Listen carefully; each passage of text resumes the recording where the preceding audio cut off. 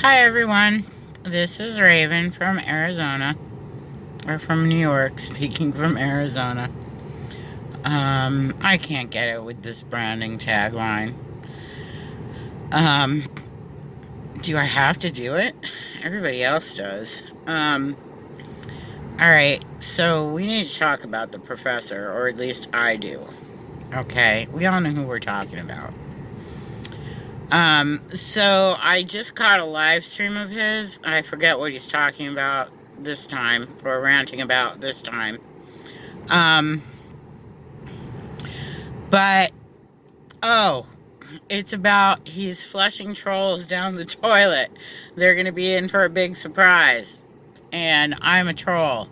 You see, because I have expressed valid arguments against what he's preaching. That's what a troll is. Okay? We're not talking about these assholes who are just totally negative all the time. We're talking about he blocks you if you disagree with what he's talking about. Okay? Because God forbid that someone might see somebody's idea or thought or knowledge that goes against what he is trying to program in their brains. Okay, this guy is dangerous. This guy is dangerous to the industry. He is dangerous to our freedom. He is dangerous to us being independent contractors because he is and has promoted AB5. Okay? He, of all people, should have known what we were supposed to ask for, which was more money, not employee status, and not legislature to keep us in a bind and to eliminate a bunch of us, because that's what's going to happen when they're employees. Or either we're going to have to eliminate ourselves for personal reasons, or Uber is going to have to eliminate drivers, and the drivers that'll get eliminated first are the lower ratings and the older, not as nice cars. Okay? Which probably encompasses a lot of us career drivers, at least with the older cars anyway. So for this video, I wanted to go through his list of live streams and comment about why I disagree with things that he's saying, and to point out things that he is saying that are dangerous and vindictive, and to show you how this man has his own agenda. But I can't. And the reason I can't is because I cannot find his live streams on his channel. I can only find recent stuff that he has recorded that's information that he wants to stay on the internet so people have access to it. Or old videos that he's made that were educational in some way. Okay, I cannot find any of the live streams that he has been doing for months and months that are all negative or about Uber, that are slandering Uber, that are bad for drivers, that are misconceptions and things that he is twisting towards his way that he wants drivers to think.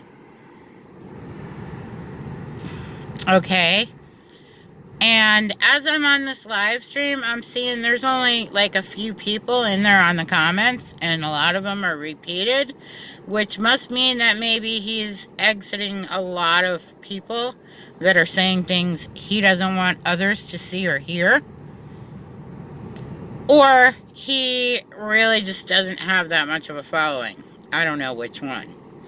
But I want to thank Mark for calling him out in a video that Mark did at one point that says, "Professor, you're wrong about AB5."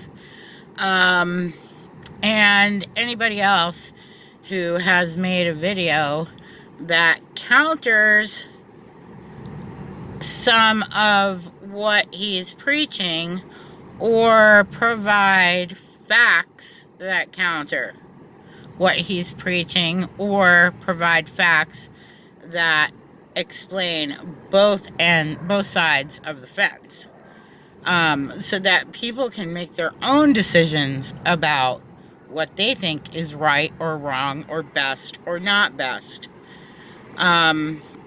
So yeah, just, a warning. This guy is dangerous. Okay, when I first came into the Uber Lyft tuber community, this guy, he was basically selling trade secrets for referrals.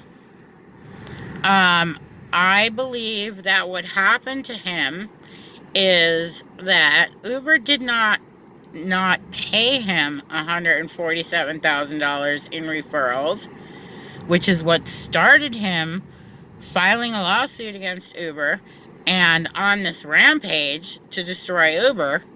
I believe that his referrals timed out. You see, because when you have a referral sign on, in order to get the bonus, in order for either the driver or the referrer to get the bonus, the driver must complete a certain amount of trips in a certain amount of time. And I'm sure that common sense tells you, and I know because I've been in this business 30 years, that not everybody that comes out here and tries to do this sticks around. A lot of people struggle and they're not hitting the kind of money that these recruiters had promised them, so they drop out. Or even if no recruiter promised them anything, they're still dropping out because it's not meeting their expectations, or it's not for them, or they're not understanding what to do, or they're not getting work because they're sitting, and they're not going to the right places, and they're not keeping their vehicle moving, and they're not putting in hours, or whatever they're not doing, that it's just not for them. So they go home, okay? And then we have this group of other drivers, a small percentage, who think since they can't cut it, that Uber's doing something wrong. I'm not saying that they pay us well, or as well as we should be paid, or in any way that we're getting paid what we're worth, or anything that reflects the expenses that we actually have out here driving. But what I'm saying is there are 95, give or take, % of us out here in the United States that are Uber and Lyft drivers, that are out here working, that are out here putting in time, that are out here either happy with what they are making, happy with working part-time, or happy with what they're making full-time, busting their ass, or drivers that are out here and they're making more money than they might make in a different situation, like working for Walmart. They have their freedom. They can take the day off if a child is sick. They can take a day off if they have a family emergency. They can take a day off if the car breaks down and needs to be in the shop. This is not, what happens to an employee who can't come to work because there's something going on with their car? It's not like you can call an Uber to get you to the office. And resolve your problem that way. If your car breaks down, you're not working. And that nobody likes not being able to work because their car broke down. But if you're an independent contractor, it's not going to potentially cost you your job because you've missed 3 shifts because your car is broken down and you don't have money to fix it, or it's taken time to fix it. So yeah, this guy is doing damage after this $147,000 in referral thing, and now he's suing them. This guy was a broken man.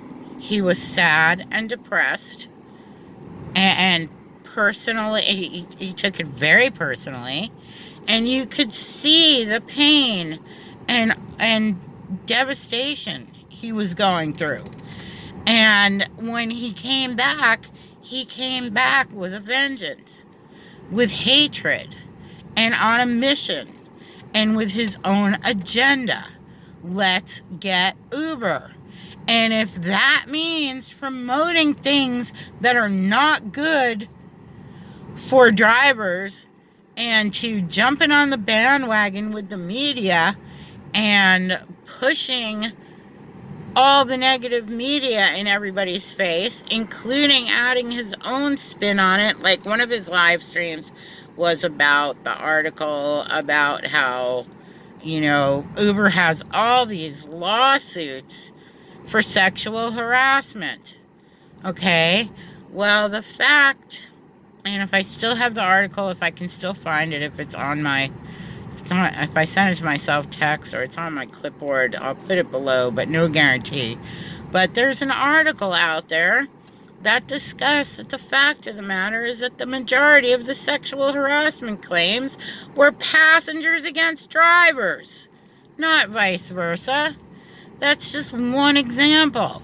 Okay, another example is he sat there and he told drivers that, okay, even if you drive for just Lyft or just Uber, you should have both stickers. That you should go down to your contact Uber or Lyft, or go down to one of their hubs and tell them you're a driver and that you need a sticker, so that even if you don't drive for the other one, that you should put the sticker on your car when you're at the airport, so that you can try to fool these companies about who you're really driving for, because they're spying on you. And there was a lady at the airport who wouldn't tell him what she was doing when she was working on a computer, when she was out at the airport. So therefore, she's documenting license plates, who drives for which company. Okay, because it's some sort of a covert conspiracy for whoever won, Uber and Lyft, to favor drivers that are working for their company only, which may be true, okay, but I seriously doubt what this lady was doing. She was probably just documenting information for in order for airport and city officials to track who's doing what from which company, how many cars from which company, what time of the day they're in, who they are, who might have repeat offenses at the airport, how much they're going to charge and why, so on and so forth, stuff like that. It's not Uber or Lyft secretly trying to find out who's driving for the other one. Okay, because Uber and Lyft can find out who's driving for who when you're on your apps. Okay, I've been watching Lyft track every move and behave towards me in a way that tells me they are definitely tracking what I'm doing with Uber for the last 2 years. Okay, and maybe Uber's starting to track me with Lyft, or maybe not. I don't know. But they don't need a lady at the airport manually typing information into a computer. Okay, that's just a second thing. Okay, the guy, the thing about his telling us to do this, no matter what his reasoning for, it's fucking fraud. And he is promoting committing fraud against these companies by drivers. okay? And I don't care what your issue with them is, or how much little money they pay us, or how scandalous they are.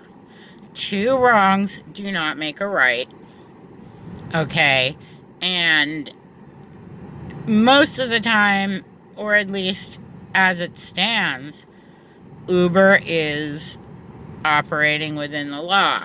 Now, whether it's a question of whether they're operating within the law in California yet, since this AB5 thing, but we know that they're giving drivers all these privileges that they didn't have before. That was for very good reason, as you guys who might follow Harry Rideshare Driver and some of the other guys out here that have made videos on these issues, now that drivers are getting to set their own rate, or sort of kind of set their own rate at 3 Los Angeles airports as a test. And now that they're telling you where the pickup is and where it's going, so that there can be pickup and destination discrimination. And of course, he and some of these other guys that are talking about it are forgetting the fact that this is what drivers said. This is what drivers wanted. This is what drivers bitched about. And now that they're getting their way, it's not the driver's fault. It's Uber and Lyft's fault. Well, mostly Uber's fault, because Lyft doesn't do anything until the dust is cleared with something Uber did, and then they follow suit. So they avoid all the backlash. Yeah, so, like, this guy, again, he's bad news. Okay? In the end, he is going to have been influential of whatever happens when this AB5 kind of thing starts spreading to other states. You know, and like, when you try to talk to these people that support AB5, they totally are clueless. Okay, they don't get it at all. And one of the things that I have argued with these people about is that I can write off my taxes with mileage or expenses. Okay, and that's a huge privilege that is going to affect how much we as drivers take home out of these pennies on the dollar. They're already paying this. Okay, and I have never made a video about this, and if I have mentioned it from time to time in other videos, it seems no one's paying attention. But I'm going to put a link down there from another driver who has a new channel, and he's doing a really awesome job because he's totally neutral on everything. He just is trying to show everybody what is being reported on that is happening in regard to the passenger transportation industry, the companies involved with it, so on and so forth. And he tries to cover all bases with nothing but neutral, unbiased facts, and you know, present questions that you might want to consider for yourself. And I'll put a link to his video below. You should really check out his channel, Dexter SNS. Yeah, he's got some really good stuff on there that might wake some people up. Stuff that I would have liked to say for myself, but I don't have the patience. Plus, he goes into other areas that might be of interest to people. Again, it's all related to what is happening in the passenger transportation industry, and things related to the companies that are involved with it. So, okay. Anyway, I'm going to get going, and I might make another video or two tonight. So everybody, thanks for watching. Please subscribe and hit the like button, and we'll see you next time.